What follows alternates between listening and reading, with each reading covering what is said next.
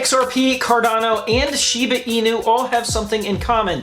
In this video, I'm going to tell you what all three of them were just included in, and it involves China. You're going to want to pay attention to this one because it's very bullish news for all three of them. Also, I'm going to be talking about what John Deaton's latest prediction is in terms of when this Ripple versus the SEC case is going to end, because according to him, he knows when it's going to end, or at least he's doing some technical analysis of when this case could actually end based on Judge Torres' history. And we're going to take a look at what XRP is doing price-wise, because as of right now, as of the recording of this video, it is at 45 cents and dropping. I'm going to tell you what a major support zone is that it needs to hold. And I covered in my last video where some analysts think it's going to go over the next couple of weeks. So after you're watching this video, go ahead and watch that one.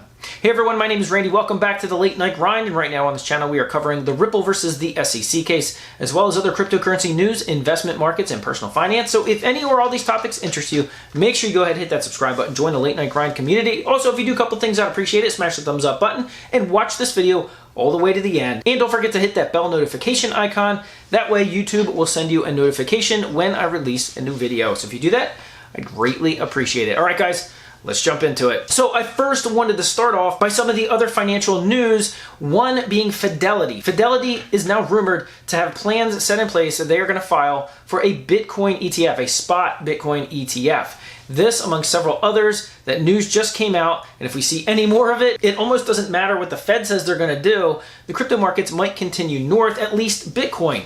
Bitcoin dominance has been skyrocketing. Bitcoin against Ethereum has been tanking, and even some noted analysts say it looks like it's going to be very bad, at least in terms of Ethereum versus Bitcoin. Bitcoin going to be the better outcome. Now, when we look at the rest of the crypto market, XRP and the rest of the altcoins, well, they're kind of following the same fate. Bitcoin dominance continues to skyrocket. And as we see institutional investors look to push into specifically Bitcoin ETFs, that's going to continue, in my opinion. All right, so now let's talk about what XRP, Cardano, and Shiba Inu, what they all have in common and why it's so big. Because the Hong Kong Virtual Assets Consortium recently just created a cryptocurrency index in which they're listing about 30 different currencies on their most prominent exchange, in which, from what I've read, they have some of the most stringent listing criteria in pretty much anybody in the world.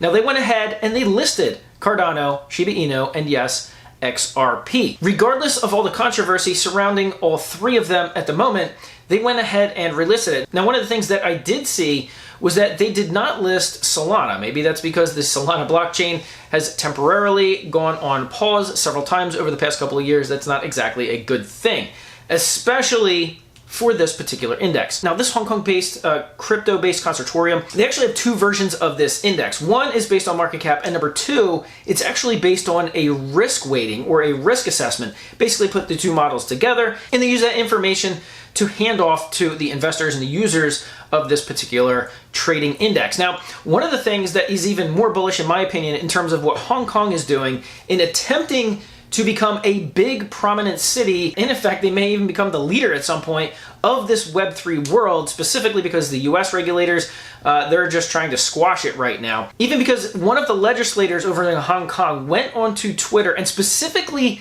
went after Coinbase and invited them to apply to become one of their premier trading partners. Now, once again, Hong Kong is basically just saying, listen, what we believe the SEC is doing in the United States, it doesn't really hold merit, doesn't really hold water. And if you've been watching this channel, and as we cover that SEC case, you know that's pretty much the case. So this is big news for all three of them. In my opinion, it is very bullish for all three of them, including pretty much all of the top 30 cryptocurrencies that they're listing. They're also listing Bitcoin, Ethereum, a bunch of stable coins, as well as some of the others where they believe, after they did their risk assessment, are worthy of putting on this exchange. So that's something that I'm going to be following, because Hong Kong could be the next Web3 mecca globally. We're going to have to see in the next couple of years, see how this next bull run pans out, because China, well, they had originally banned cryptocurrencies in China for, well, 5, 6, 7 times.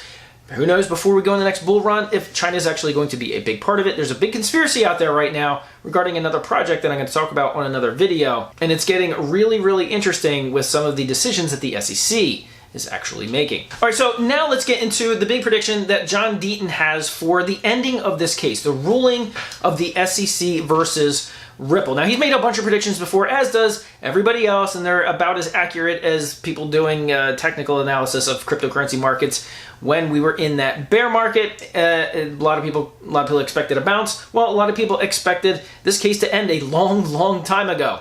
So John Deaton said, listen, last time I made a prediction, it was based on a couple of things. Mainly, it was based on Judge Torres' history of decision making. Now, he points to the fact that in other cases, once the expert witness issues were resolved, she typically resolved cases in a certain time frame. And that's what John Deaton was making his predictions on. Now, this one has blown way past that. In fact, John Deaton's last prediction said it would probably end anywhere from May 6th to the beginning of June. Well, the beginning of June came and then it didn't happen. And that probably coincides with a lack of social momentum that I talked about on my last video with XRP and why it has dropped such an excruciatingly painful amount in terms of its social mentions and social momentum, according to Sentiment and all of the analytics that they track. So there could be some correlation there. A lot of people keeping an eye on John Deaton and some of the other legal analysts on Twitter and on YouTube that are deeply following this case. So what is John Deaton's prediction? What does he know about Judge Torres that he can make another prediction? Well, his prediction is September 6th, 2023. That's about 2.5 months from now.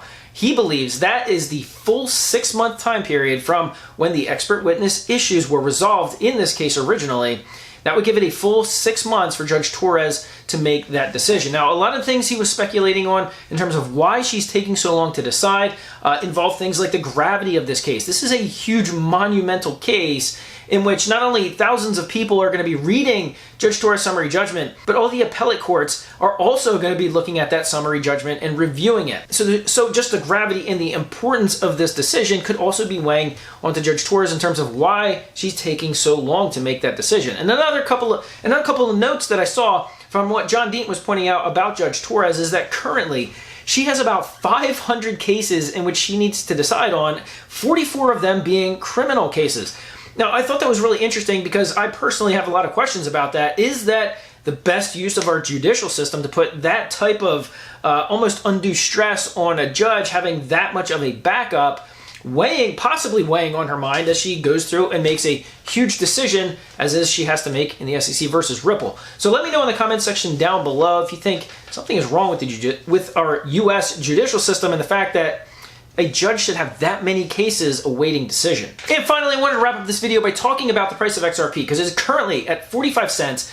Last video, it was about 48.5 cents, and I said it needed to hold that level, or at least some of the whales and the smart money wanted to see it hold that level, in order for them to jump in because of some of the other metrics that I talked about on my last video that are very bullish for XRP. So why is it tanking?